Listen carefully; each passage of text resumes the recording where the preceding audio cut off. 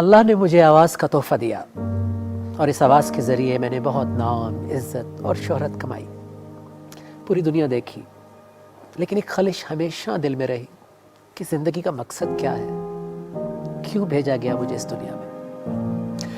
کیونکہ اگر مقصد یہی عزت، نام اور شہرت ہے تو پھر سکون کیوں نہیں مل رہا، چین کیوں نہیں مل رہا؟ اسی کشمکش میں کئی برس بیت گئے اور بالآخر مجھے اس کا جواب ملا کہ جس نے موت اور حیات کو خلق کیا تاکہ تمہیں آزمائے کہ تم میں سے کون بہترین عمل کرنے والا ہے۔ مجھے میرا مقصد مل گیا کہ مجھے ایک بہترین انسان بننا ہے، اور جب مقصد مل جاتا ہے تو منزل بھی واضح ہو جاتی ہے کہ نہ صرف خود بہترین انسان بننا ہے بلکہ اپنے رشتوں اور اپنے آس پاس کے ماحول کو بھی بہترین بنانا ہے۔ آج جب کوئی پاکستان کو برا کہتا ہے تو وہ مجھے بھی برا کہتا ہے، وہ آپ کو بھی تو برا کہتا ہے۔ کیا میں یوں سوچوں کہ مجھے کیا فرق پڑتا ہے، میرے پاس تو سب کچھ ہے؟ تو پھر سوچتا ہوں کہ اگر قائد اعظم محمد علی جناح، علامہ اقبال اور ان کے ساتھیوں نے بھی یہی کہا ہوتا کہ مجھے کیا فرق پڑتا ہے، تو آج پاکستان نہ ہوتا۔ میری والدہ ان لوگوں میں سے ہیں جس نسل نے اس ملک کو آباد کیا۔ ہندوستان سے پاکستان اپنی جان ہتھیلی پر رکھ کر آئیں۔ بہت سارے لوگ تو پہنچے ہی نہیں، راستے میں شہید کر دیے گئے۔ کیوں؟ ایک ایسے معاشرے کی بنیاد ڈالنے کے لیے جہاں سب لوگوں کو سلامتی ملے گی، جہاں بنیادی انسانی حقوق ملیں گے، سب کچھ ملے گا، جہاں جان مال کا تحفظ، ہماری آنے والی نسلیں ایک مضبوط بنیاد کے ساتھ پروان چڑھیں گی۔ میرا مقصد اس کے سوا اور کچھ بھی نہیں کہ میں یہ جاننا چاہتا ہوں کہ ہم اس میں کس حد تک کامیاب ہوئے، کیا ہم وہ معاشرہ بنا پائے۔ آپ کا تعلق چاہے کسی بھی بیک گراؤنڈ سے ہو، کوئی بھی مذہب، کوئی بھی رنگ، کوئی بھی نسل، کوئی بھی زبان، کوئی بھی سیاسی پارٹی، میں آپ کے پاس آؤں گا، میں آپ کو دعوت دوں گا، میں بلاؤں گا بچوں کو، بڑوں کو، اساتذہ کو، ایکسپرٹس کو، لا میکرز کو، حکومتی نمائندوں کو، اور پوچھوں گا ان سے۔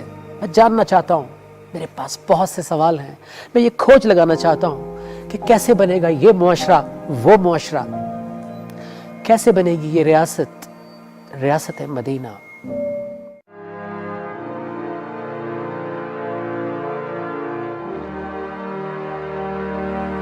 جب ایمان تمہارے پاس ہو، اللہ کی رضا بھی ساتھ ہو، تو پھر پرواہ نہیں، رکنا نہیں، جھکنا نہیں، گھبرانا نہیں۔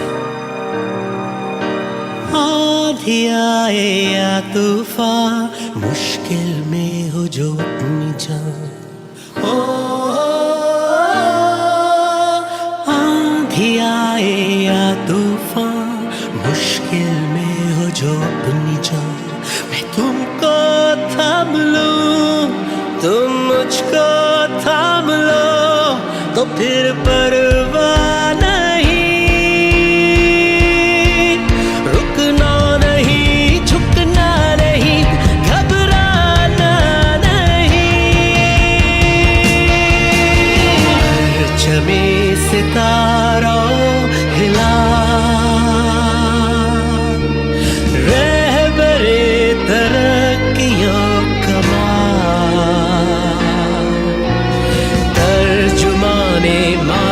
شان حال جانے استقبال، سایہ خدائے ذوالجلال۔ بسم اللہ الرحمن الرحیم۔ السلام علیکم، میں نجم شیراز بنیاد کی خصوصی گفتگو میں آپ کو خوش آمدید کہتا ہوں۔ ناظرین، پاکستان کی بنیاد جن اسلام کے بنیادی اصولوں پر رکھی گئی وہ اصول ہیں جن پر چل کر کوئی ملک اور قوم ناکام ہو ہی نہیں سکتے، کیونکہ وہ اصول ہیں ہی بلندی کے لیے، جیسے کہ عدل و انصاف، میریٹوکریسی، مساوات، ایکول رائٹس، نظم و ضبط، قانون کی بالادستی اور ایک فلاحی مملکت کا تصور جہاں پہ صحت، تعلیم، روزگار سب کو ملے گا۔ تو آج 75 سال گزرنے کے بعد بھی ہم انہی بنیادی مسائل سے لڑ رہے ہیں۔ تو کیا یہ صرف پاکستان کے ساتھ ہو رہا ہے؟ جی نہیں، اگر آپ ڈیولپڈ کنٹریز کی بھی تاریخ دیکھیں اور اس سے پیچھے جائیں، اور یہاں تک کہ اگر آپ قرآن حکیم کا مطالعہ کریں تو آپ کو اندازہ ہوگا کہ جب بھی کسی معاشرے میں عام انسانیت تک حقوق اور وسائل پہنچانے کی کوشش کی گئی، بہت سارے لوگوں کو ناگوار گزرا، اور انہوں نے مخالفت کی کیونکہ ہر دور میں وسائل اور دولت چند لوگوں کے ہاتھ میں ہوتی تھی اور وہ انسانیت کو کنٹرول کرنا چاہتے تھے، لیکن اللہ نے اپنے انبیاء کرام کے ذریعے، نیک لوگوں کے ذریعے وہ حقوق اور وسائل لوگوں تک پہنچائے تاکہ زمین میں امن و امان قائم ہو سکے۔ یہ جنگ ازل سے چل رہی ہے، ابد تک چلے گی۔ آپ کو اور مجھے یہ فیصلہ کرنا ہے، کیونکہ ہمارے حصے میں بھی یہ جنگ آئی ہے، کہ ہم اس جنگ میں پاکستان کے ساتھ کھڑے ہوں گے یا خاموش تماشائی بن کر کھڑے رہیں گے۔ آج پاکستان دنیا میں ایک اہم ملک کی حیثیت حاصل کر چکا ہے، اور یہ جو خطہ ہے جس پہ پوری دنیا کا فوکس ہے، سپر پاورز کا بھی، پاکستان اس خطے کا دل ہے، ایک سینٹر ہے، اور کوئی بھی کام، کوئی بھی ایکٹیویٹی پاکستان کی انوالومنٹ کے بغیر نہیں ہو سکتی، تو جس سے پاکستان پر ایک انٹرنیشنل پریشر آتا ہے۔ لیکن اگر ہم اندر مستحکم ہوں گے، متحد ہوں گے، تو کوئی پریشر ہمیں نہیں روک سکتا۔ تو یہ کیا رکاوٹیں ہیں جو ہمیں متحد نہیں ہونے دیتی، مستحکم نہیں ہونے دیتی، اور ہم ان پر بات کیوں نہیں کرتے؟ ہم ہر روز ڈے ٹو ڈے سیاست پر بحث تو کرتے ہیں، لیکن بنیادی مسائل پر بات نہیں کرتے، عوام کو آگاہ نہیں کرتے۔ میرا اور آپ کا رول کیا ہے پاکستان میں، ہمارا گول کیا ہے، ہمارا مقصد کیا ہے، ہماری منزل کیا ہے، یہ جاننا بہت ضروری ہے۔ اور یہ سوالات میں آج ایک ایسی شخصیت کے سامنے رکھ رہا ہوں جن کے دل میں نظریہ پاکستان ہے، وہ ویژنری ہیں، ان کی طویل سیاسی جد و جہد ہے، اور اس کے نتیجے میں اللہ نے ان کو ایک بہت بڑی اور بھاری ذمہ داری عطا کی ہے۔ وہ پاکستان کے ہائیسٹ آفس میں اپنی خدمات انجام دے رہے ہیں۔ پاکستان کے 13ویں صدر ہیں، آنریبل پریزیڈنٹ آف پاکستان ہیں، جناب ڈاکٹر عارف علوی صاحب۔ السلام علیکم۔ وعلیکم السلام۔ کیسے ہیں آپ؟ اللہ کا احسان ہے، کرم۔ آپ کا شکریہ، آپ نے میرے لیے، بنیاد کے لیے اور پاکستان ٹیلی ویژن کے لیے ٹائم نکالا۔ سب سے پہلے تو میں یہ جاننا چاہتا ہوں کہ یہ جو حکمرانی کی ذمہ داری ہے، اس کا وزن کیسا ہے سر؟ سو پاتے ہیں؟ بہت زیادہ ہے، بہت زیادہ ہے، ہونا بھی چاہیے، کیونکہ جب اللہ ذمہ داری دے تو آزمائش بے انتہا بڑھ گئی ہے۔ میں سمجھتا ہوں کہ بوجھ بہت زیادہ ہے۔ جو بھی لوگوں کے ذہن میں یہ کیفیت آئے کہ جی اتنا بڑا مقام مل گیا، میں سمجھتا ہوں اس کے ساتھ ساتھ بہت ذمہ داری، احساس اس بات کا کہ جو کام نہیں ہو سکیں گے اس کا میں یہاں تو کیا جواب دہی، یہاں تو لوگوں نے مجھے اچھی جگہ پر بھیج دیا نا، تو اصل جواب دہی تو وہیں پر ہے۔ تو آپ اس مقام سے پہلے بھی آپ کی شخصیت بڑی شخصیت ہے، اور آپ نے نظریہ پاکستان کے ساتھ، آپ نے ایوب دور میں آپ نے گولی بھی کھائی جمہوریت کے لیے۔ جی، میں وہ پریشانی میں سمجھتا ہوں کہ بعض لوگوں کے دلوں میں ہمیشہ رہتی ہے کہ معاملات کو بہتر کیا جائے۔ میرے تو یہ کوشش پرانی ہے، دل میں پریشانی، دل میں فکر کہ کچھ کرو، جو کچھ کر سکتے ہو وہ تو کرو۔ آپ بہت ینگ ہوں گے اس وقت۔ ہاں، آئی واز ان کالج، مگر جب بھی وہ کیفیت تھی کہ وہ میں نے بھی اپنے کالج میں ہی کرپشن تھا، اس کے خلاف آواز اٹھائی، ہڑتال کی، تو اس کے نتیجے میں بھی تھوڑی بہت آزمائش ہوئی، جو میں بیسٹ گریجویٹ تو بن گیا کالج کا، مگر یہ کہ مجھے بہت ساری چیزوں سے ڈپرائیو بھی کیا گیا۔ مگر وہ ایک امتحان، معمولی سا امتحان تھا کرپشن کے خلاف جب بھی جدوجہد۔ اور ایک ہمارے دوست تھے سجاد میر صاحب، جرنلسٹ ہیں، وہ مجیب الرحمن شامی صاحب کا ایک رسالہ نکلتا تھا زندگی، تو انہوں نے میرے اوپر 3-4 ورق کا مضمون بھی لکھا کہ یہ نوجوان جو ہے یہ کرپشن کے خلاف جدوجہد کر رہا ہے۔ 69 کی بات ہے۔ تو اللہ کا احسان ہے کہ راستہ اسی اعتبار سے طے کرتے رہے، اور جب عمران خان صاحب نے نیت کی سیاست میں آنے کی، تو میں اسی جستجو کے اندر کہ کرپشن پاکستان میں ختم ہو، تو عمران صاحب کے ساتھ سر نوجوانوں کے لیے جاننا بہت ضروری ہے کہ وہ اتنی ینگ ایج پہ اتنا نظریاتی ہونا کہ آپ کرپشن کے خلاف کھڑے ہو گئے، گولی کھا لی، تو یہ اس کے پیچھے والدین کی کچھ ٹریننگ تھی؟ ٹوٹلی والدین کی ٹریننگ اس کے اندر۔ میری والدہ پڑھی لکھی خاتون، کتابیں بہت مجھ سے دیا کرتی تھیں پڑھنے کے لیے، اور میرے والد صاحب بھی پاکستان مسلم لیگ کے انڈیا میں اپنے یو پی کے اندر صدر بھی رہے، اور ان کا کنٹریبیوشن سیاست میں پھر بے ایمانی کے خلاف ہمیشہ ان کی بھی کوشش رہی، کیونکہ پاکستان کے اندر کیا انسان جس معاشرے میں بھی ہوتا ہے، کچھ لوگ قوانین کا غلط استعمال کرتے ہیں، کچھ چوریاں کرتے ہیں، یہ انسان کی فطرت میں اللہ تعالیٰ نے اچھی باتیں اور بری باتیں دونوں پیدا کی ہیں، شیطان کی مسلسل گمراہ کرنے کی، اور انسان کی اپنے ضمیر کے اعتبار سے کوشش کے بہتر رہے، تو وہ ہمیشہ ہر معاشرے میں رہا ہے۔ تو دین کی بھی آپ کو ساتھ تعلیم ملی؟ جی، دین کی بھی تعلیم ملی، اور مجھے آج تک یاد ہے کہ انٹرمیڈیٹ میں مولانا مودودی کی کتاب تھی اسلامک لا اینڈ کانسٹیٹیوشن، وہ تفہیمات، تنقیحات، بہت ساری کتابیں پڑھیں اور رائٹ اور لیفٹ دونوں کی طرف پڑھیں۔ سر یہ کہ پاکستان کی عوام کو ہمیشہ سے یہ شکایت رہی ہے کہ کوئی بھی حکومت عوام کی حکومت نہیں ہوتی، وہ ان کا خیال نہیں کرتی، خود اپنے آپ کو امیر کر کے اقربا پرستی، نیپٹزم کر کے وہ قرضے چڑھا کر چلے جاتے ہیں۔ آپ کی حکومت نے دوسری طرف احساس کو میں نے بڑا ڈیپلی اسٹڈی کیا ہے پچھلے 3 مہینے میں جب سے پاکستان آیا ہوں، اس میں بہت سارا پیسہ آپ نے ڈالا ہے عام لوگوں کے لیے۔ ہیلتھ کارڈ، مجھے ڈیلی میسیجز آتے ہیں ڈاکٹرز کے کہ ہارٹ سرجریز سے knee surgeries, hip surgeries, dialysis regular ہو رہے ہیں، اور ان ہاسپٹلز میں ہو رہے ہیں جہاں غریب آدمی جانے کا سوچ بھی نہیں سکتا تھا۔ پھر ماحولیات، بلین ٹریز، اور ایک نصاب تعلیم کا، رحمۃ للعالمین اتھارٹی۔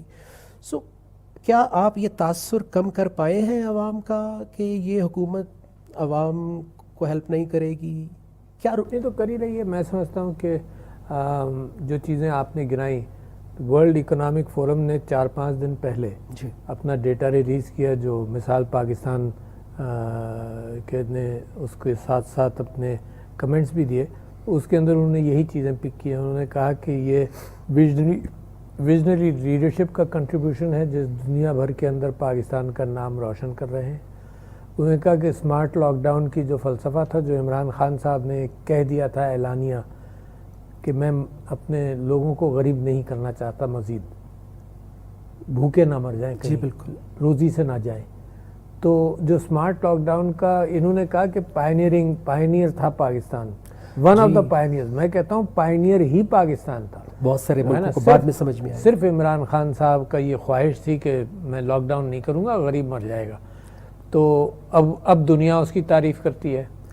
اسی طرح سے احساس پروگرام، اسی طرح سے کہ اس زمانے کے اندر بھی لوگوں کو 12,000 روپے دیے گئے، لوگوں کو اس بات کا اہتمام کیا گیا کہ روزی میں اگر کوئی کمی آئی ہے تو کم سے کم تمہارے کھانے پینے کے اخراجات چلتے رہیں۔ بہت بڑا پروگرام، 170 ارب روپے کا پروگرام، اور دنیا نے اس کو بھی ریکگنائز کیا کہ ڈائریکٹ ٹو دا پیپل ایک پروگرام ہے جو پیسہ پہنچا رہا ہے۔ اچھا، ورنہ آپ دیکھیں، اور بڑا اچھے سائنٹیفک انداز سے پہنچایا گیا کہ کسی نے یہ اعتراض نہیں کیا کہ اس میں پیسے کھائے گئے، ورنہ آپ 10 کروڑ روپے کی بھی کوئی سڑک بنانے جائیں تو لوگ کہتے ہیں 50 لاکھ اس نے کھا لیے، 20 لاکھ اس نے کھا لیے، تو یہ تو 170 ارب روپے کا، جب اب تو خیر بڑھتا چلا گیا، مگر یہ کہ اس سال میں 170 ارب روپے کا پروگرام تھا۔ ہیلتھ کارڈ بذات خود ایک بہت بڑی چیز ہے، کیونکہ عمران خان صاحب نے خاص طور پہ اس پر توجہ دی، پرائم منسٹر صاحب نے، کہ چائنا نے اگر لوگوں کو غربت سے نکالا ہے تو تعلیم کے ذریعے اور صحت کا اہتمام کر کے، کیونکہ ہوتا یہ ہے کہ ایک گھر کے اندر اگر کوئی غریب کے ہاں بیماری ہو جائے تو وہ اور بیٹھ جاتا ہے، مڈل کلاس والا آدمی غریب ہو جاتا ہے بیماریوں کی دیکھ بھال کرتے کرتے، تو وہ بھی ہے۔ انوائرمنٹ کے اعتبار سے دنیا کو لیڈرشپ، ورلڈ اکنامک فورم نے یہ کہا کہ ریجن میں تو سب سے پرومنٹ، بس دنیا کو بتایا کہ پیڑ لگائے، اور جب یہ ووٹ کا معاملہ نہیں تھا بلکہ یہ تو کے پی کی حکومت میں 1 بلین ٹری سونامی کا سلسلہ شروع کیا، تو ماحولیات کے اعتبار سے فکر، مائنورٹیز کے اعتبار سے فکر، پھر قائد اعظم نے کہا تھا کہ ملک کے مسائل کے اندر کرپشن ہوگا اور جابری، انہوں نے ایک خاص لفظ استعمال کیا کہ بیویر، کہ جابری یعنی نوکری دلوانا، نیپوٹزم، ان چیزوں سے تم دور رہنے کی کوشش کرو۔ تو یہ کوشش سلسلہ جاری ہے۔ ریاست مدینہ کا جو میسج بذات خود ہے وہ یہی ہے کہ انصاف، عام آدمی تک انصاف پہنچے۔ تو حضرت ابوبکر، حضرت عمر، وہ بھی ان کے بھی اقوال یہی تھے کہ غریب کے معاملے کے اندر امیروں کے ساتھ سختی میں نے کرنی ہے اور غریبوں کے ساتھ ہمدردی کرنی ہے۔ وہ کہتے تھے میرا تو ہونے کا مقصد ہی یہی ہے۔ تو سر پھر یہ باہر تو ہم بہت اسٹرانگ ہیں، ہمارا دفاع الحمدللہ بہت اچھا ہے، لیکن اندر ہم کبھی کبھی معذرت کے ساتھ سر کیوں بے بس اور کمزور نظر آتے ہیں؟ یعنی کوئی کچھ بھی کر کے سر وکٹری کا نشان بناتے ہوئے باہر آ جاتا ہے۔ اس کے بارے میں ہم کیا کر رہے ہیں سر؟ کوئی اصطلاحات ہو سکتی ہیں؟ میرا خیال سے یہ جو انڈیپینڈنس ہے، انڈیپینڈنس ایگزیکٹو کی، جوڈیشری کی ہے، تو یہ بڑی اہم چیز ہے۔ میں آج ہی اروندھتی رائے کی ایک بات پڑھ رہا تھا کہ اس زمانے کی سب سے بڑی آزمائش اور جمہوریت کی سب سے بڑی آزمائش یہ ہے کہ انڈیپینڈنٹ ڈیموکریسی, انڈیپینڈنٹ جوڈیشری, سب کچھ انڈیپینڈنٹ, مگر یہ ساری پرچیزبل کاموڈیٹیز بنا دی ہیں کہ ان کو خریدا جا سکے, اور خریدا جاتا ہے. یعنی آپ کو یاد ہوگا کہ بلوچستان کے اندر ایک پولیس والا ایک تیز گاڑی سے مر گیا, اڑا دیا اس کو. اچھا, اور اس کے اوپر کوئی پکڑ ہوئی نہیں فائنلی. کیوں نہیں ہوئی؟ کیونکہ وہ جس آدمی نے ریکارڈنگ کی تھی وہ خود نہیں آیا. آپ نے ابھی دیکھا کہ اسلام آباد کے اندر ایک لڑکا لڑکی کا ایک انسیڈنٹ ہوا, اور پریشر میں یا جس انداز سے انہوں نے اپنے سٹیٹمنٹس وڈرا کر لیے. کتنی پریشانی کی بات ہے کہ لوگ اس مال و دولت کو اس طرح سے استعمال کریں کہ اسٹیٹ کے آنکھوں میں دھول جھونکیں اور وائلیٹ کریں. تو میں تو سمجھتا ہوں کہ اسٹیٹ کو ایسے موقعوں پر خود مدعی بن کر, خود ہوتی بھی ہے اسٹیٹ, پروزیکیوشن تو اسٹیٹ کا ہی ہوتا ہے نا کرمنل ایکٹیویٹیز میں. ہر ایک کے ذہن کے اندر یہ کہانیاں ہیں کہ کہاں فیل ہوا, انصاف فیل ہوا, کہاں ایکیومولیٹ ہو رہا ہے سر, اور اس سے ڈسپوائنٹمنٹ, مایوسی, فرسٹریشن بڑھتی ہے. جی سر. تو لہٰذا میں سمجھتا ہوں کہ ابھی جب لوگوں کا اوپینین لیا گیا کہ تم کیا سمجھتے ہو کہ اداروں کے اندر کرپشن کیا ہے, تو لوگوں کی پرسیپشن ہے, سب نے کہا کہ پولیس سب سے زیادہ, اور پھر جوڈیشری کو نمبر 2 پر کہا. تو میں سمجھتا ہوں بڑی ذمہ داری آ رہی ہے جوڈیشری پر, ہونی چاہیے. دنیا کی رینکنگز کے اندر پاکستان کی جوڈیشری جو ہے 160 سولوشن کیا ہے؟ اچھا, سلوشن آپ یہ دیکھیے کہ قانون برٹش لا چینج کر دیں. نہیں, قانون اچھا ہے. قانون کے اندر اس حکومت نے بڑی اچھی اور چینجز ابھی سجیسٹ کی ہیں, جس کے اوپر فوراً یہاں تو سیاسی بحث ہو جاتی ہے نا, تم اچھا کام بھی کر رہے ہو تو ہم اس کی مخالفت کریں گے. تو کرمنل پروسیجر کوڈ کے اندر بڑا ضخیم تبدیلی لانے کی نیت ہے, اور صرف اس وجہ سے کہ جوڈیشری کا نظام یعنی مثال کے طور پر ویڈیو ایویڈنس آپ نے وہ دیکھا نا, اب تو کیمراز ایویڈنس لیتے ہیں, اور وہ بلوچستان والا کیس جو ہے وہ اس وجہ سے ڈسمس ہوا ہے کہ وہ جو کیمرہ مین تھا وہ خود گواہی دینے نہیں آیا. تو یہ جو اتنے سارے کیمراز ہیں وہ کہاں سے گواہی لیتے ہیں؟ پھر ان کیمراز کی گواہی کے اعتبار سے بھی پاکستان کے قانون کے اندر گنجائش نہیں تھی. کوئی اس بات, میرے اوپر مقدمہ چل رہا ہے دھرنے کے دوران کا کہ میں نے لوگوں کو ہتھیار سپلائی کیا, 2015 یا 16 کا مقدمہ ہے. میں جا بھی چکا ہوں, پیش بھی ہو چکا ہوں, بیل بھی لے چکا ہوں 1 لاکھ روپے میں, اور میں نے رائٹ آف بھی کر دیا کہ جی میں اس میں پروٹیکشن نہیں چاہتا, امیونٹی نہیں چاہتا. مقدمے کا فیصلہ تو ہو.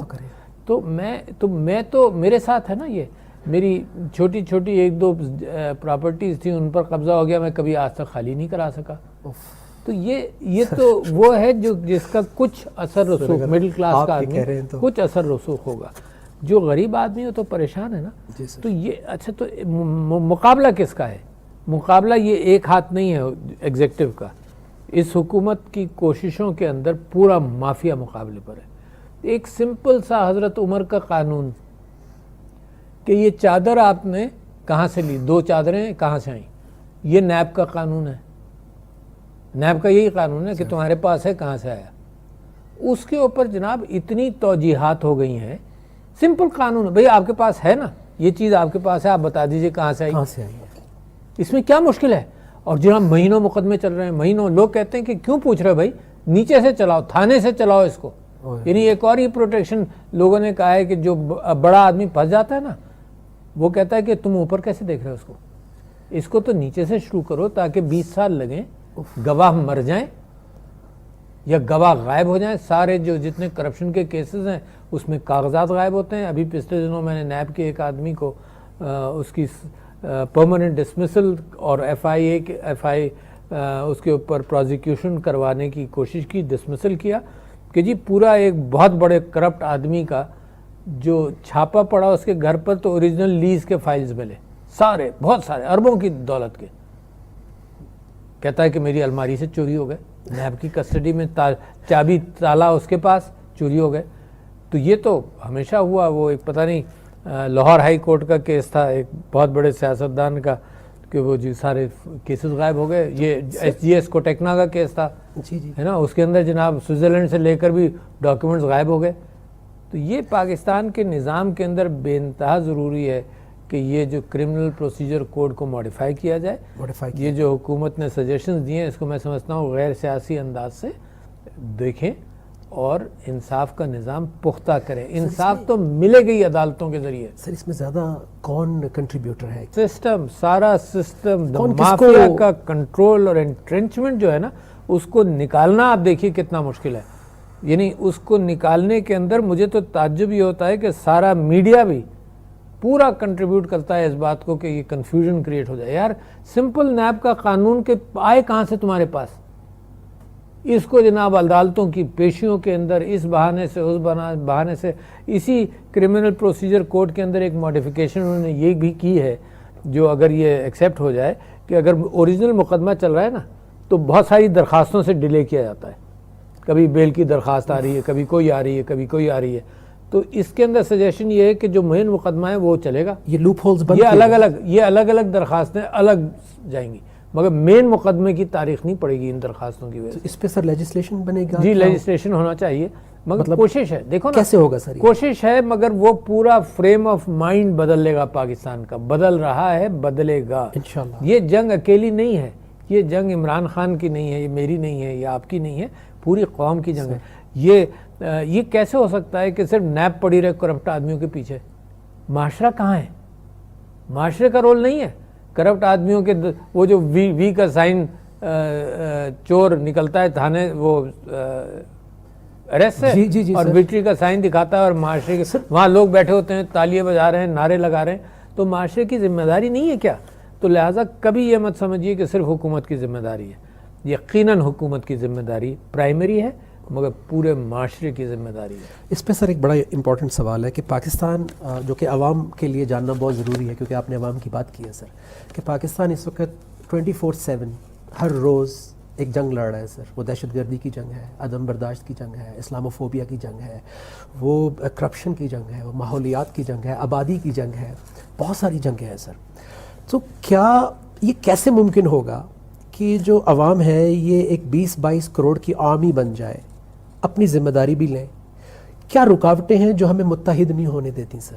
نہیں، میں نہیں سمجھتا ہوں کہ میرے کہنے سے اور آپ کے کہنے سے اچانک عوام بدل جاتی ہے. لیکن کوئی رکاوٹ تو سر میں سمجھتا ہوں کہ نہیں. اور اس وقت ماحول مزید خرابی کی طرف جانے کا امکان بھی رہے گا کیونکہ دنیا کے اندر جو فیک نیوز والا نظام ہے جی سر ہے نا، اس کے اندر ٹرمپ جیسے آدمی نے اور امریکہ نے یہ کہا کہ جی ہمارے اوپر ایلیگیشن ہے کہ روس نے ہمارے ووٹرز کو کرپٹ کیا. یعنی کرپٹ سے یہ مراد نہیں کہ پیسہ دیا مگر ان کی سوچ کے اندر تبدیلی لے کر آئے.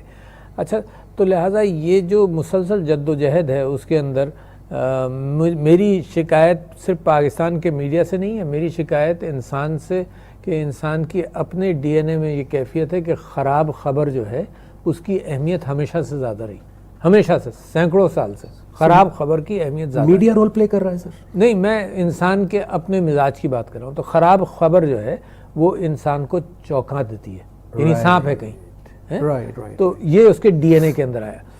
اسی چیز کو شاکنگ، اسی چیز کو میڈیا نے بھی پہچانا. لہٰذا وہ بریکنگ نیوز اور شاکنگ نیوز اور بیڈ نیوز یہ یلغار ہے اس کا. اچھا اب یلغار بڑھ گیا، کیونکہ ہر شخص فکر کرتا ہے، ہر شخص تک. پہلے جب میڈیا کم تھا تو یہ فکریں کم تھیں، ہر گھر کے اندر کوئی ٹی وی نہیں چل رہا ہوتا تھا، ہر گھر کے اندر کوئی سوشل میڈیا نہیں چل رہا ہوتا، اب چل رہا ہے. لہٰذا مضبوط قومیں وہ بنے گی. آپ کے ساتھ میری جو گفتگو ہے یہ وہی راستہ ہے کہ مضبوط قومیں وہ بنیں گی جو false news, fake news, alarming news کا مقابلہ کر لیں گی.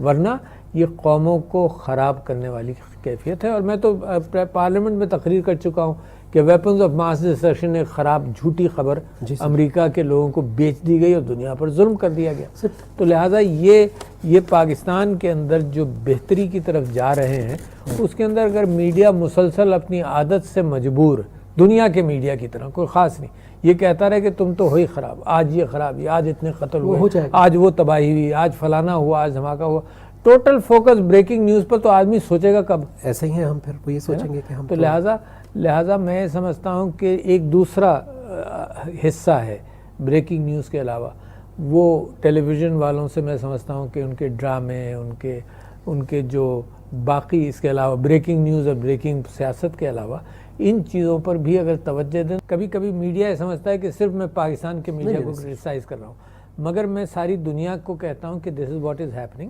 مگر اچھی قومیں وہ ہوتی ہیں جو اپنی فکر کر کے ان چیزوں سے، ان گڑھوں سے بچ جاتی ہیں. سر اسلام نے اپنی میڈیا پالیسی بہت پہلے دے دی تھی کہ اے وہ لوگوں جو ایمان لائے ہو، جب کوئی فاسق تمہارے پاس خبر لے کر آئے تو اس کی تحقیق کر لو کہ کہیں تم لوگوں کو اس سے صدمہ نہ پہنچاؤ اور پھر تمہیں شرمندہ ہونا پڑے. اللہ کے رسول صلی اللہ علیہ وسلم نے فرمایا کہ سنی سنائی بات کو آگے مت بڑھاؤ، اینڈ دین پھر کہا کہ زبان اور ہاتھ سے دوسرا محفوظ رہے. تو اس کا مطلب ہے کہ لکھنے سے پہلے، بولنے سے پہلے تولنے کا حکم ہے، سوچنے سمجھنے کا حکم ہے کہ دیکھیں اس سے کیا رزلٹ آئے گا، ہم سامنے والے کو کیا دے رہے ہیں. ہاں بالکل جناب. پھر میں تو اپنا تجربہ آپ کو بتا رہا ہوں کہ ٹیلی ویژن چینل سے جیسے آپ جیسے لوگ آئے انٹرویوز لیتے ہیں تو میں ان سے کہتا ہوں کہ الفاظ کو پکڑ کر میرے معنی مت بدلنا. تو ایک بہت بڑے اینکر ہیں پاکستان کو، کہ نہیں جی یہ تو ہمارا کام ہی یہی ہے. تو اب میں کیا کہہ سکتا ہوں ایسے سب کو نا کہ دیکھو الفاظ کا میرا جو مقصد ہے، آپ کا بھی مقصد یہی ہونا چاہیے کہ وہی کمیونیکیٹ ہو، نہ کہ الفاظ کے اندر، کیونکہ الفاظ کا چناؤ بڑے بڑے لوگوں کا مشکل ہو جاتا ہے. صحیح سر. ہے نا. میرے نبی صلی اللہ علیہ وسلم پرفیکٹ آدمی تھے، ہے نا. ان کے علاوہ سب لوگ الفاظ کا چناؤ، گھروں کے اندر جھگڑے ہو جاتے ہیں. تو الفاظ کے چناؤ کے اندر آدمی اگر مقصدیت اور معنی کو اہمیت دے لے تو بہت سارے مسائل نہیں ہوں. مگر چلو کوشش ہے ہماری کہ ٹیلی ویژن کو بھی یہ کہتے رہیں کہ دیکھو مقصد کو لے چلو، الفاظ کے چناؤ پر مت پھنساؤ. جی سر، وہ ایسا لگتا ہے کہ ایک باکس میں ہم بند ہو گئے ہیں. ایک طرف بریکنگ نیوز ہے اور ایک طرف ڈراماز اور فلمز، وہ بھی وہ نہیں جو پاکستان کے مسائل کی عکاسی کر رہے ہوں. ٹھیک ہے انٹرٹینمنٹ بھی ضروری ہے، لیکن اس کے ساتھ ساتھ جو حالات ہیں اس کے اوپر بھی لوگوں کو آگاہ کرنا. ہاں سر قوم بنائے گا نہیں بن رہے. قوم بنائے گا کون؟ یعنی چینل. میرا سوال یہ ہے کہ قوم کیا صرف عمران خان بنائے گا، یا صرف کوئی لیڈر ہے جو پرائم منسٹر بنائے گا یا پریسیڈنٹ بنائے گا؟ قوم تو گھروں سے بنتی ہے نا. قوم تو مسجدوں سے بنے گی، ہے نا، گھروں سے بنے گی. قوم اسکولوں سے بنے گی. اور اچھی اقدار کا پرچار جو ہے وہی تو فرق ہے ایک اچھی اور بڑی قوم میں اور ایک ایوریج یا ایوریج سے نیچے قوم کے اندر. کہ گھروں کے اندر سے وہ نکلتے ہیں جن کے جو کمپرومائز نہیں کرے چیزوں پر. تو کوشش شروع ہے. یعنی یہ جو ریاست مدینہ کی طرف کا سفر ہے یہ لمبا سفر ہے. اس پر مجھے افسوس یہ ہوتا ہے کہ لوگ تانے دیتے ہیں کہ یہ ریاست مدینہ ہے کیا، ہے نا. تو لوگ تانے دیتے ہیں. یہ محسوس ہونا چاہیے کہ یہ جستجو جو ہے یہ مدینہ کی ریاست نے بھی اپنے لیے کی تھی. یہ مدینہ کی ریاست جب بنی تھی تو یہ جستجو ریاست مدینہ کی میرے نبی صلی اللہ علیہ وسلم نے بھی لوگوں سے کروائی جستجو. It was not made in a day. Not at all sir. سر یہ میرا تو دل بہت کڑتا ہے یہ سن کے، جب وہ جیسے آپ نے رائٹ ورڈ یوز کیا سر، کہ لوگ اس کو موک کرتے ہیں بجائے کہ اس ریاست کی ایک اینٹ بننے کے، کہ میں اس ریاست کی ایک اینٹ بنوں، کیونکہ میرے اوپر بھی وہی ذمہ داری ہے جو عمران خان صاحب پہ ہے. اور یہی سوال جب میں نے مولانا طارق جمیل صاحب سے کیا تو انہوں نے بڑا زبردست جواب دیا کہ اللہ ان کو ان کی نیت کا اجر دے دے گا، پرائم منسٹر کو، کہ انہوں نے ایفرٹ کی. لیکن ہم سے سوال ہوگا کہ ہم نے اس میں کیا کنٹریبیوشن کی. عوام سے سوال ضرور ہوگا کہ ہم نے اس میں کیا. تو سر یہ جو ریاست مدینہ کا ویژن ہے یہ کوئی نیا نہیں ہے. ہماری بنیاد پاکستان کی فلاحی مملکت ہے سر. سو اس میں سر دو پارٹیز ہیں سر، ایک حکمران ہے اور ایک عوام ہے. عوام کا سر آپ نے کہا کہ نیشن بلڈنگ میں پیرنٹنگ، اساتذہ، اسکول، کالج، مساجد، ان سب کا رول ہے سر. علماء کا رول ہے سر. دوسری طرف گورنمنٹ جو ہے وہ ایک انوائرمنٹ دے سکتی ہے. تو میں جو سوال آپ سے کرنے جا رہا ہوں سر، میں آپ سے یہ کہوں، دیکھیے مذہب کو اگر ایک طرف آپ رکھ دیں، ہر معاشرے کی بنیاد ہے انصاف. چاہے وہ کرسچن معاشرہ ہو، چاہے وہ کوئی معاشرہ ہو، بنیاد ہے. انسانوں کا تعلق انصاف کی بنیاد پر. مذاہب آئے انصاف کے لیے، تو لہٰذا بنیاد انصاف ہے. تو میں یہ سمجھتا ہوں کہ یہ جو جستجو ہے کردار سازی کی قوم کے اندر، اس کے اندر حکومت کا یہ کام ضرور ہے کہ وہ راستے مہیا کریں. جی سر، ہے نا، کہ جس سے یعنی انصاف کے مس کیریج پر حکومت ایکشن لے اور جوڈیشری ایکشن لے، اور انصاف کے امپلیمنٹیشن کو آسان بنائے. جو احساس پروگرام کا آپ نے ذکر کیا، جو صحت کارڈز کا ذکر کیا، ہے نا، ایک تو وہ انصاف ہے جو معاشرے میں عدالتی انصاف ہے. پھر ایک معاشی انصاف ہے، وہ ہے سوشل جسٹس. وہ ہے کہ حکومتیں رئیس کو ٹیکس کر کے نیچے ایون آؤٹ کرتی ہیں، کہ نیچے تعلیم اور صحت دی جائے. آپ سمجھے نا، جس نے زندگی میں ترقی کر لی اس کو ٹیکس کیا جاتا ہے. حکومت کے پاس پیسہ کہاں سے آئے گا؟ یہیں سے آئے گا اس کو ٹیکس کر کے. تو یہ حکومت مسلسل ہر جنریشن میں برابری پیدا کرتی ہے. یعنی چھوٹے سے چھوٹا غریب سے غریب آدمی کی بچے کو تعلیم مل جائے, جی سر, امیر کے بچے کو بھی مل گئی, جاب اپارچونیٹیز میرٹ پر ہوں, تو وہ ایک کیفیت شیک کرنے کی, مکس کرنے کی, یہ مسلسل چلتی رہے. تو وہ معاشی انصاف ہے جو احساس کے ذریعے, جو صحت کارڈ کے ذریعے, جو کامیاب جوان کے ذریعے, قرض دینے کے ذریعے ہے نا, جو عورتوں کو مستحکم کرنے کے لیے, جو وراثت کا اسلامی اصول امپلیمنٹ کرنے کے لیے, یہ ساری کوششیں ہیں کہ معاشرے کے اندر ایک انصاف کی کیفیت ہو. لیکن سر اس کو فنڈ کرنے کے لیے بہرحال ٹیکس تو دینا ہی پڑے گا سر. تو ٹیکس کا اعتماد کیسے بحال ہوگا لوگوں کے اندر کہ ہم ٹیکس دیں, اور کیسے وہ اس سسٹم کو آسان کیسے کیا جائے سر؟ دیکھیے, ایک تو اعتماد بحال ہو, جیسے لوگ جو خیرات کرتے ہیں, بہت بڑی مثال ہے شوکت خانم یا ایدھی, ان سب کو جب خیرات دیتے ہیں تو بہت دل وہاں ٹرسٹ کرتے ہیں. اچھا, تو ایک تو ٹیکسیشن ایک نیچرل کیفیت یہ ہے کہ انسان پیسہ بچاتا ہے, اس سے ہٹ کر بھی بات کر رہا ہوں. دنیا کے اندر ایویژن آف ٹیکسیشن ہے ہر معاشرے کے اندر, بڑے بڑے معاشروں کے اندر. تو قانون کے اندر لوپ ہولز بند کیے جاتے ہیں.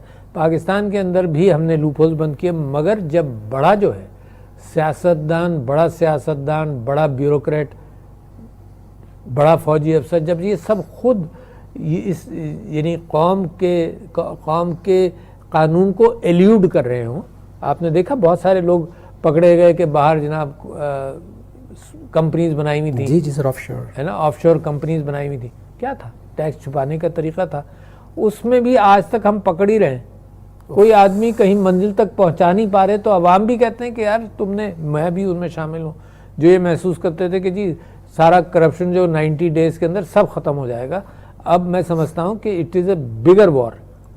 سارا مافیا جب آپ کے خلاف کھڑا ہو اور بڑا کرپٹ آدمی جو ہے وہ پروٹیکٹ اپنے آپ کو کر رہا ہو, کون سا بڑا پکڑا گیا؟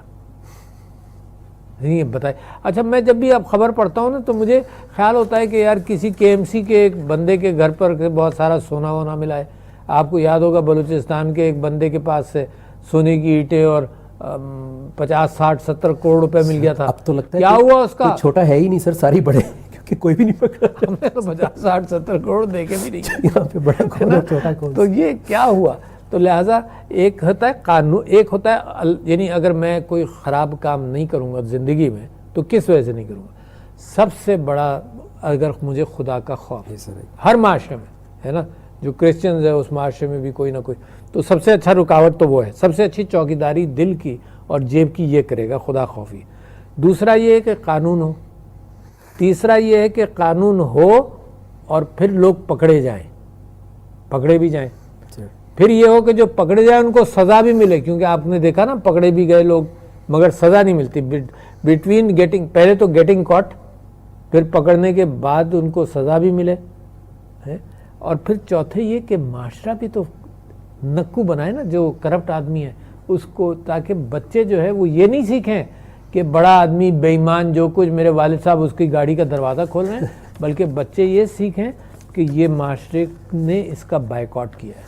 سر آپ کی, میں یعنی کہ آپ سامنے ہیں, آپ کی اور عمران خان صاحب کی اچھی بات یہ ہے کہ آپ ایکسیپٹ کرتے ہیں چیزوں کو, اور چونکہ آپ نے ایک نارمل لائف گزاری ہے, تو میرا خیال ہے شاید یہ بات کبھی کبھی لوگوں کو کمیونیکیٹ نہیں ہو پاتی اور ان کو لگتا ہے کہ شاید آپ کچھ نہیں کر رہے, جبکہ وہ آج سے پہلے جو ہم نے لیڈرشپ دیکھی وہ ان معاملات پہ بات ہی نہیں کرتے تھے, تو وہ معاملہ ڈھکا چھپا ہی رہ جاتا تھا.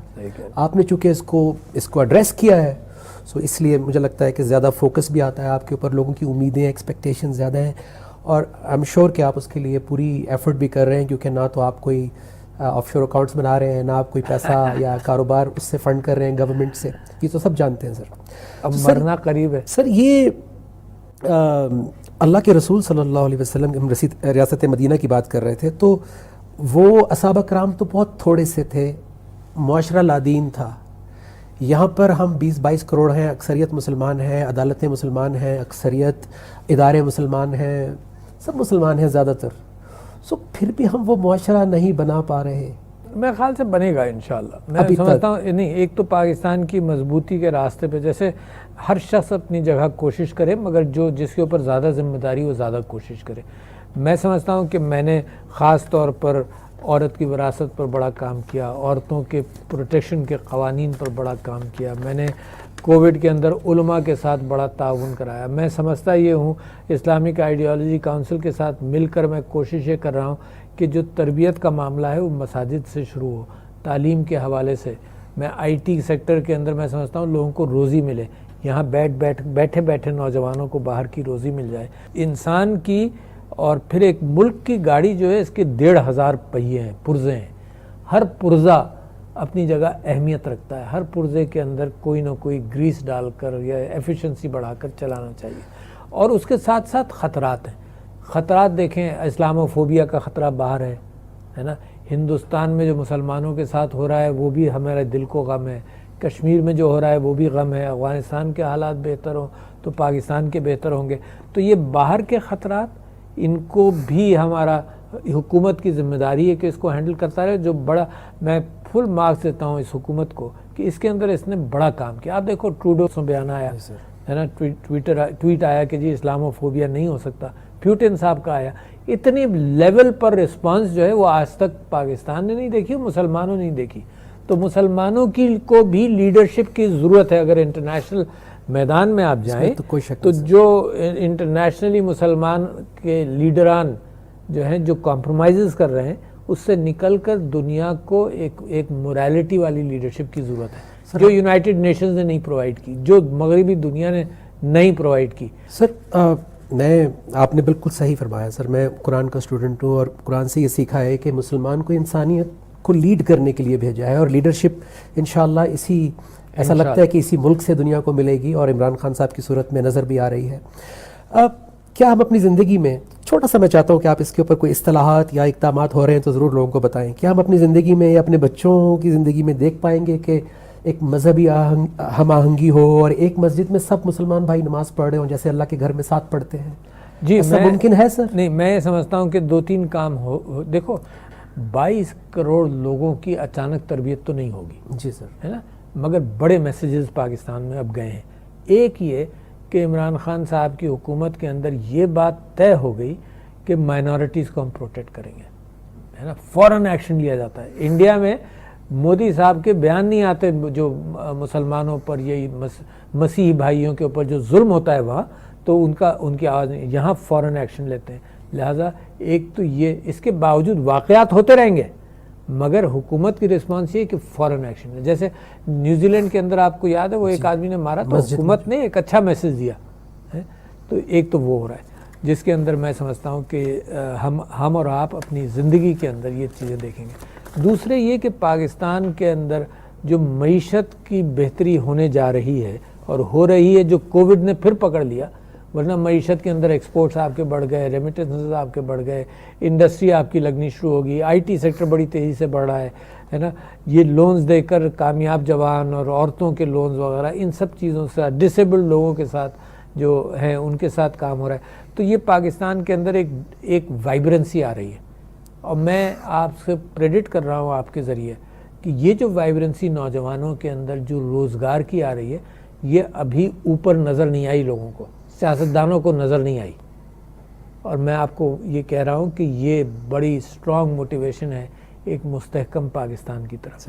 تو میں اور آپ یہ تبدیلی دیکھیں گے. پھر آپ نے یہ کہا کہ جی یہ جو محبت کے ساتھ معاشرہ رہے گا تو اس کے اندر آپ آہستہ آہستہ وہ جو پولرائزیشن تھا پاکستان کے اندر وہ بھی اب بہتری کی طرف آ رہا ہے. پولرائزیشن کم ہو رہی ہے مگر اس پر مسلسل چوکنا رہنا پڑے گا کیونکہ جو باہر والے عناصر ہیں وہ ہمارے ڈفرینسز کو ایکسپلائٹ کرتے ہیں. اگر گھر میں لڑائی ہو نا تو پڑوس سے بھی پتھر آئے گا تو گھر والے آپس میں لڑ جائیں گے. سر آپ کا تعلق کراچی سے ہے اور ایسا نہیں ہو سکتا کہ آپ سے کراچی کے اوپر سوال نہ کیا جائے. آپ نے وہاں سے پروونشل اسمبلی کے الیکشنز لڑے، پھر نیشنل اسمبلی آپ نے جیتے. تو سر میں بھی کراچی میں رہتا ہوں تو یہ احساس مجھے ہمیشہ رہا کراچی میں، جتنا عرصہ بھی میں رہا ہوں، آپ تو بہت پہلے سے رہ رہے تھے وہاں پہ، کہ جیسے اس شہر کا کوئی ولی وارث نہیں ہے. حالانکہ بہت ساری حکومتیں، کسی ایک حکومت کی بات نہیں کر رہا میں سر، لیکن یہ کیوں احساس رہا کہ وہ بیسکس جو تھے، پانی، لا اینڈ آرڈر، بجلی، روڈز، جابز، میرٹ، سب سے زیادہ پیسہ بنانے والا وہ ڈیولپمنٹ نظر نہیں آئی جو آپ کو دنیا کے بڑے شہروں کے اندر، ملکوں کے اندر نظر آتی ہے. کیا ہوا ہے سر کراچی؟ اس کی بنیاد صرف کیا ہے سر؟ کراچی صرف کراچی کی سٹوری نہیں ہے. जितनी बड़ी तिजोरी उतना बड़ा डाका, जितनी बड़ी तिजोरी उतना बड़ा डाका पाकिस्तान के अंदर लगा है। अच्छा, लिहाजा सबसे बड़ी तिजोरी कराची से ना, सबसे बड़ा डाका कराची पर लगा। बाकी अगर 70% वहाँ से टैक्स आता था तो 70% डाका वहाँ पड़ा, 30% यहाँ आता था तो 30% पर डाका यहाँ पड़ा। सबसे बड़ा डाका ज़मीन पर है, ज़मीनों की चोरी, जायदादों की चोरी। यानी जब तक इंसान मिट्टी में नहीं मिल जाता उसको ज़मीन की लालच है, उसको सुकून जब भी मिलता है जब वो मिट्टी के अंदर मिल जाता है। जब तक मिट्टी के अंदर नहीं मिलता तो आप ये देखिए कि जायदाद जमा करना, प्रॉपर्टी ख़रीदना, इंटरनेशनली पैसा बाहर ले जाना, वहाँ जायदादें ख़रीदना। तो पाकिस्तान के साथ भी इतना ही बड़ा डाका पड़ा, मगर कराची के साथ क्यों बड़ा पड़ा? क्योंकि कराची रिसोर्सेज के एतबार से बहुत बड़ा क्वांटम ऑफ टैक्सेशन कराची से आता है, सबसे बड़ा डाका वहाँ पड़ा। ज़मीनों का डाका कराची में ही सबसे बड़ा पड़ा चोरी के एतबार से। यानी आपको ताज्जुब होगा कि जनाब वो क्रीक क्लब है एक डिफेंस में कराची में, उसके साथ वो क्रीक है, उसके पानी के नीचे की ज़मीन एक मिनिस्टर ने अपने नाम कराई कि माइनिंग करेंगे, और अपनी मिनिस्ट्री के दौरान उसने अपने बीवी को दी और उसको रेजिडेंशियल प्रॉपर्टी डिक्लेयर कर दे, पानी के अंदर की ज़मीन। और ज़मीन की इतनी भूख है कि कोर्ट के अंदर जो गए हुए इदारे ना, वो ये नहीं कहने गए कि ये पानी के अंदर की ज़मीन कैसे ये कमर्शलाइज हो गई, बल्कि वो कह रहे हैं कि जी ये पोर्ट कासिम वो कराची पोर्ट कहता है ये मेरी है, सिंध गवर्नमेंट कहती है मेरी है, डिफेंस वाले कहते हैं मेरी है, और फेडरल गवर्नमेंट कहती है मेरी। कोई ये नहीं कहता कि यार ये कैसे किया तुमने, ये 1990 के वाक़यात हैं।